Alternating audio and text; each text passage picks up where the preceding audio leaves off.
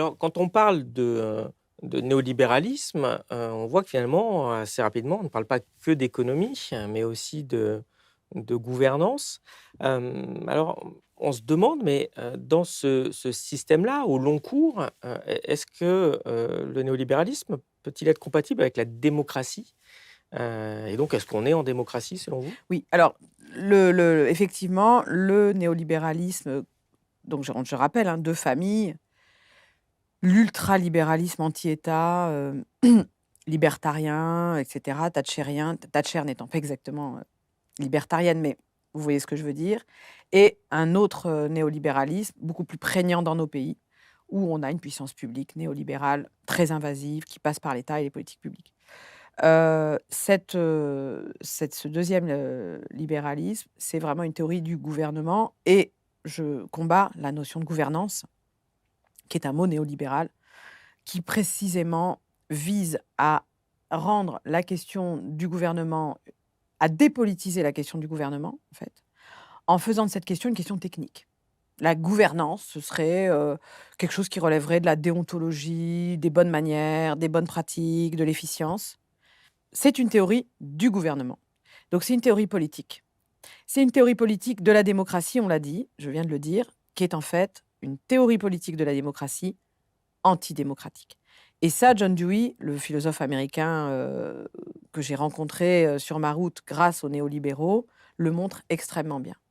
Parce que, la théorie de Lippmann, si on revient sur ce que j'ai dit tout à l'heure, la théorie des néolibéraux, consiste à dire que le démos, c'est rien d'autre que la population. Alors c'est pas forcément la populace, c'est pas forcément la plèbe, c'est pas forcément la foule haineuse, des écrits, de la fin du 19e siècle qu'on connaît, hein, voilà, qui vilipendent, mais c'est quand même une masse irrationnelle. Mais pour Lippmann, c'est une matière plastique malléable, très intéressante, hein, comme un sculpteur. On va la conduire dans la bonne direction. Et donc, le démos n'est absolument pas un acteur. Or, le démos, quand surgit le mot démocratie à Athènes, parce que c'est les Athéniens qui ont inventé ça, c'est précisément celui qui gouverne. Démos kratos, le démos, c'est le collectif délibérant athénien, l'ensemble des citoyens, en tant qu'ils gouvernent, en tant qu'ils se gouvernent eux-mêmes et qu'ils n'ont aucun gouvernant au-dessus d'eux. Pendant 2 siècles, à Athènes, bon, moi je travaille beaucoup sur la démocratie athénienne, c'est pour ça que j'ai écrit un ouvrage là qui s'appelle Démocratie manifeste, que j'ai co-signé avec Christophe Pébart, qui est un spécialiste de la démocratie athénienne. Mes travaux se nourrissent beaucoup de son livre, paru l'année dernière, qui s'appelle Athènes, l'autre démocratie, qui est un ouvrage paru chez Passé Composé et qui est le résultat de 15 ans de recherche de sa part. Donc c'est vraiment un livre très important pour mes propres réflexions sur la démocratie. Euh, En fait, ce que Christophe Pébart montre très bien dans Athènes, notre démocratie, c'est que, et il retrouve d'ailleurs les thèses de Castoriadis, on a clairement un collectif délibérant qui se gouverne lui-même. Il n'y a pas de gouvernant au-dessus. Hein. Périclès, par exemple, n'est pas le président des Athéniens ou le ministre des Athéniens. C'est un stratège qui a son rôle parmi d'autres, mais il n'y a pas de chef. Hein. Le seul chef, si vous voulez, absolument qu'il y ait un chef, je ne suis pas sûre que ce soit le cas d'ailleurs, mais c'est le démos qui est le chef de lui-même. Et contrairement à ce qu'on enseigne souvent, une démocratie ratée, sous l'influence de Platon, et cetera, cette démocratie, elle dure 2 siècles. Alors, elle a, des problèmes, elle rencontre des difficultés, bien sûr, mais elle tient pendant 2 siècles. Et pendant 2 siècles, le démos est l'acteur politique majeur et le seul qui se gouverne lui-même. Il y a partout une propagande très forte qui évidemment vise à nous dire: «Non, attention, on est bien en démocratie», c'est quelque chose, voilà, qu'on n'arrive pas à remettre en question. C'est-à-dire dans un média, on va dire: «Ah non, attention, on n'est pas en démocratie», c'est quand même une évidence si on revient à la notion de démocratie. Bah, voilà, comment on peut lutter contre ça? Pourquoi on en est là? Bah, je crois qu'il faut revenir à l'histoire politique de la France. La question de la démocratie en France, elle surgit pendant la Révolution française. Alors, elle surgit pas immédiatement en 1789. En 1789, une extrême minorité des acteurs de la Révolution, croient en l'hypothèse démocratique athénienne. Mais dès 92-93, ça devient vraiment quelque chose de très important, hein. Je rappelle que la deuxième constitution qui a été rédigée et jamais appliquée, et qui a inspiré tous les mouvements sociaux révolutionnaires qui ont suivi, en France et ailleurs d'ailleurs, c'est la notion de république sociale et démocratique.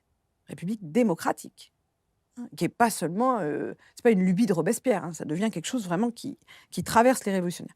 Au départ, ce qui surgit en 89, c'est le peuple comme acteur. Ça se fait en quelques semaines, quelques jours, d'un seul coup, dans Paris notamment, surgit quelque chose comme le peuple. C'est extrêmement bien raconté dans le magnifique livre d'Éric Vuillard, 14 juillet. Il y a des pages, des phrases absolument magnifiques sur ce surgissement. Avant, le peuple existait comme peuple asservi, peuple dominé, peuple les classes pauvres, voilà. Mais il n'existait pas comme acteur politique. C'est en 89 qu'il surgit. Et comme acteur. Mais on n'est pas encore dans l'idée d'un pays qui est gouverné par le peuple. Et assez vite se pose la question de la démocratie. Le problème, c'est que très vite, les révolutionnaires, comme Robespierre notamment, vont se dire il va être en tension contre les sans-culottes, par exemple, qui eux sont pour une démocratie.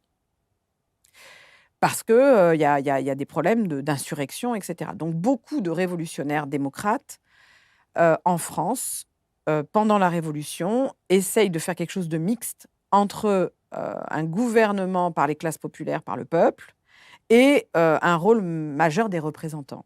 Des représentants, des élus qui sont porteurs d'une certaine vertu et qui sont en fait une forme d'aristocratie.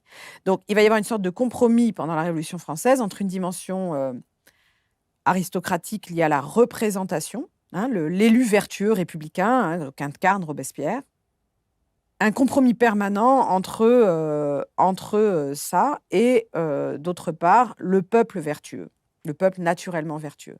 Et c'est très compliqué.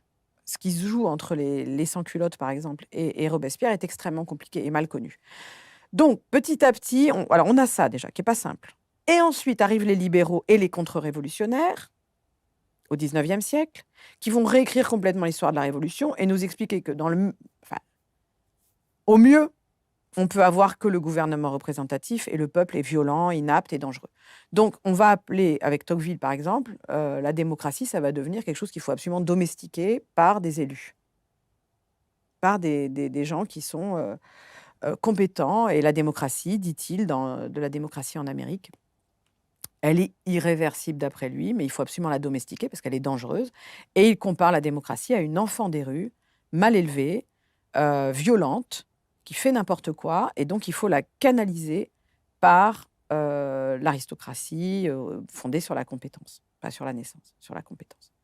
Donc, petit à petit, on va se mettre à appeler démocratie quelque chose qui n'a rien à voir avec la démocratie, et qui est, en gros, un système dans lequel, tous les 2, 3 ou 5 ans, ou 7 ans, vous allez tout seul, dans un lieu secret, déléguer votre pouvoir aux autres.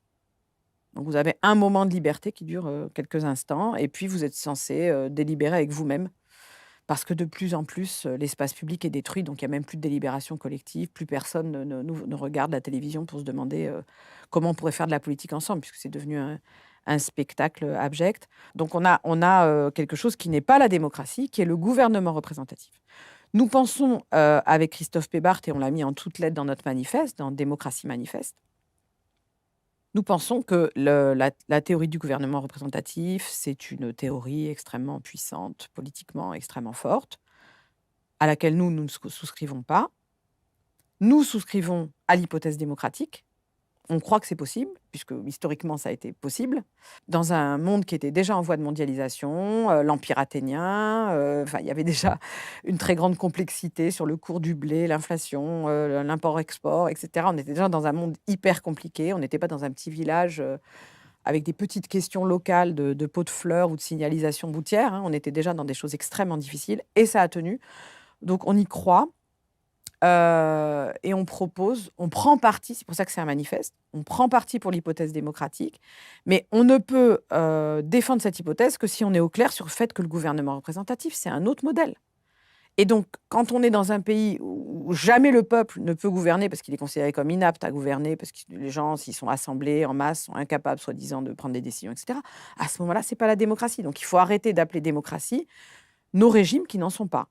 Ça ne veut pas dire que ce n'est pas des États de droit, ça ne veut pas dire que ce n'est pas respectueux des droits humains, ça ne veut pas dire que c'est la dictature. C'est-à-dire, c'est pas Oui, c'est ça, c'est que les démocratie ou gens opposent souvent dictature. démocratie aux dictatures. Oui, Alors, on fait comme si soit vous êtes en démocratie, soit vous êtes en dictature. Mais c'est se moquer du monde. L'histoire politique nous montre qu'il y a toutes sortes de systèmes politiques. Entre la dictature moderne, contemporaine, et la démocratie, il y a des dizaines et des centaines de régimes politiques possibles.